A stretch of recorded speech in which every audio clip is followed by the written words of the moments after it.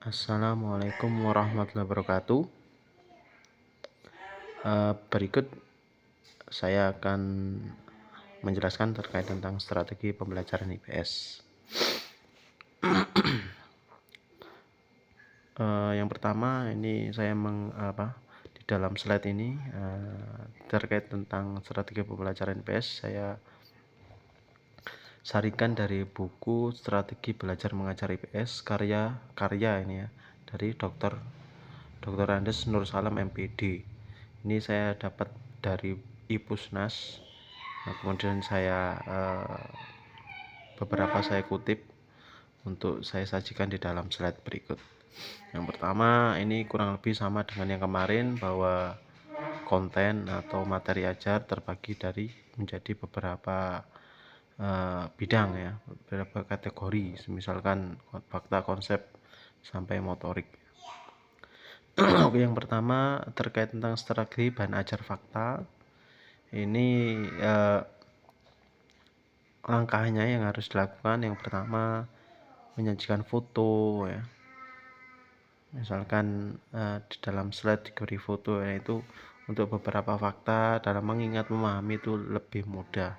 Kemudian memberikan bantuan dalam teknik menghafal ada dua. Yang pertama singkatan, kemudian ada asosiasi. Kalau singkatan misalkan nama bulan berumur 30 hari, Aju Suseno misalkan, Januari, September, atau Oktober dan sebagainya. Ini singkatannya Aju Suseno. Kemudian memakai asosiasi atau substitusi ya, misalkan endogen O itu kan berkaitan dengan ekspresi kata ya, endogen O itu panas, kalau eksogen S itu dingin di luar. Nah seperti itu.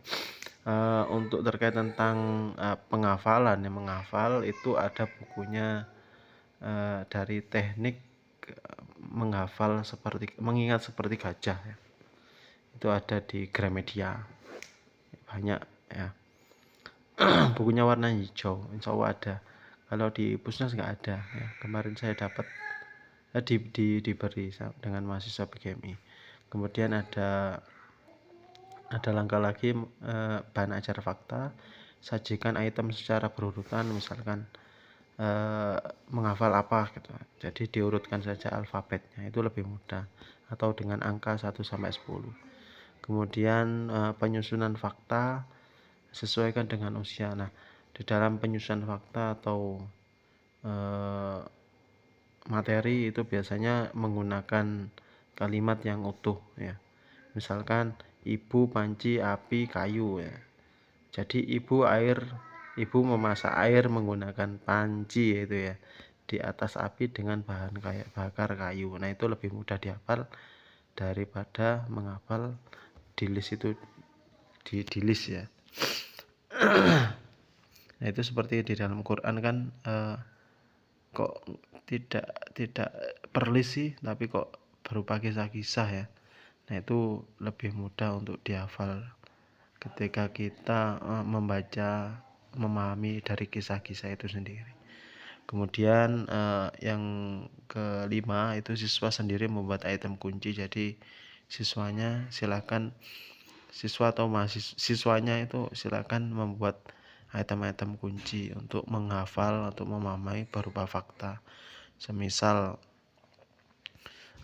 mengubah di dalam lagu kan ada lirik lagu ya.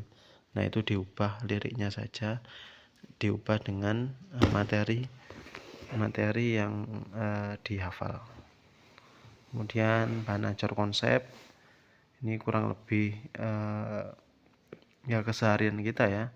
Yang pertama, konsep disajikan secara jelas dan sederhana, bisa menggunakan gambar juga bisa. Kemudian konsep juga disajikan secara utuh, misalkan undang-undang apa, itu diambil langsung undang-undangnya, kutipan-kutipan. Kemudian berikan bantuan, jadi siswa menghafal dengan bahasa sendiri. Kemudian guru menunjukkan konsep. Nah, ini misalkan ini konsep dari geografi, ini konsep dari ekonomi. Nah, itu bisa seperti itu. Kemudian memberikan latihan, umpan balik dan tes. Ini saya kira sudah jelas ya, sebagai mengingat kembali materi yang sudah difahami. Kemudian kalau bahan ajar prinsip, ini prinsip itu kan seperti rumus, dalil, hukum dan sebagainya. Yang pertama itu sajikan prinsip secara jelas dan sederhana, kemudian berikan contoh-contohnya. Nah, itu lebih mudah di dalam mengajarkan bahan ajar prinsip. Untuk 3 dan 5 kurang lebih sama ya, sudah jelas. Kalau prosedur ini sebenarnya saya kurang setuju ya dengan di buku yang saya sarikan itu ya, karena hanya menampilkan 5 saja. Hanya kurang lebih dengan yang prinsip itu sama. Pertama menyajikan prosedur, kemudian memberikan contoh. Ini kan sama ya dengan yang prinsip. Nah, tetapi jadi saya ya sedikit membaca juga mengkritik ya, bahwa seharusnya kalau prosedur itu ya dicontohkan, disimulasikan ya. Itu prosedur, misalkan prosedur mengambil uang dari ATM ya, gimana caranya memasukkan, tombol yang dipencet apa aja, nominalnya berapa, kemudian memasukkan PIN ya. Nah, itu saya kira perlu simulasi. Nah, untuk prosedur kadang media yang paling efektif itu menggunakan YouTube. Banyak sekali usaha-usaha, kemudian jadi misalkan kita masak apa itu nggak bisa kita lihat YouTube gitu aja. Banyak sekali ya saya pengalaman itu di toko elektronik, di apotek itu, orang yang apotek itu jual kursi roda tetapi nggak tahu cara bukanya. Akhirnya kita lihat YouTube yuk, lihat YouTube bareng-bareng. Nah, bisa akhirnya. Nah, itu saya kira prosedurnya juga. Nah, terkait tentang prosedur di dalam penggunaan kursi roda. Juga yang lainnya ya, prosedur itu kan langkah-langkah yang harus dilakukan.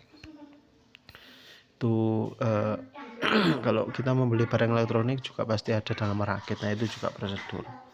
Nah, saya kira contohnya juga harus dilakukan dengan praktek. Kemudian bahan ajar sikap. Kalau bahan ajar sikap ini yang pertama penciptaan kondisi. Misalkan kalau mengajarkan sikap di sekolah, itu bagaimana mengkondisikan ya, pengkondisian sarana prasarana agar pembelajaran tentang sikap ini berjalan dengan efektif. Misalkan perubahan tata letak ruangan, kemudian melakukan mendesain, misalkan kalau di MISD itu berkaitan tentang ini ya umroh itu namanya, yang kayak umroh itu, yang haji umroh itu istilahnya apa namanya itu ya. itu dilakukan, jadi dibuat Ka'bah ya. Kemudian ada yang tawafnya dan sebagainya. Nah, itu penciptaan kondisi ya dengan sarana prasarana secara fisik. Kemudian permodelan contoh. Kalau dengan sikap biasanya digunakan tokoh yang diidolakan, misalkan sikap rendah hati, ayo kita lihat Gus Bahak yuk, ini kita contohkan Gus Bahak seperti apa. Nah, itu kemudian demonstrasi, si gurunya mendemonstrasikan bagaimana bersikap dengan baik ya. Kemudian ada juga simulasi, ini kurang lebih sama dengan yang penciptaan kondisi. Kalau penciptaan kondisi itu berkaitan tentang fisik, simulasi ini praktik, lebih ke praktik apa yang harus dilakukan oleh peserta didik atau siswanya. Kemudian yang terakhir penyampaian ajaran dogma. Ini penyampaian materi diulangi secara terus-menerus. Ketika diulangi secara terus-menerus, maka yang mendengarkannya itu juga ketika melakukan sesuatu yang menyimpang itu juga akan aneh ya, akan timbul rasa ini kayaknya ada yang salah deh gitu. Atau kalau mbak-mbak dan mas-masnya nanti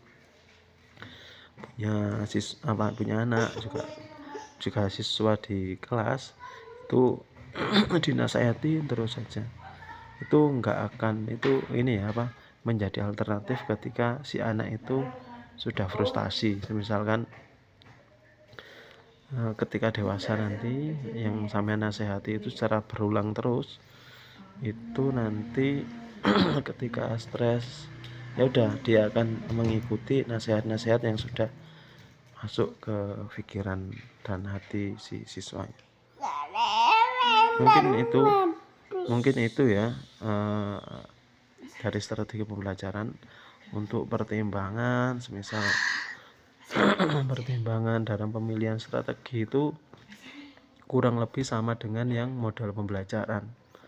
Jadi misalkan melihat CP, ATP-nya dulu, kemudian melihat materinya, kemudian melihat siswanya, kondisi siswanya. Kalau ini lebih ke melihat dari konten atau materi yang ada di CP ya.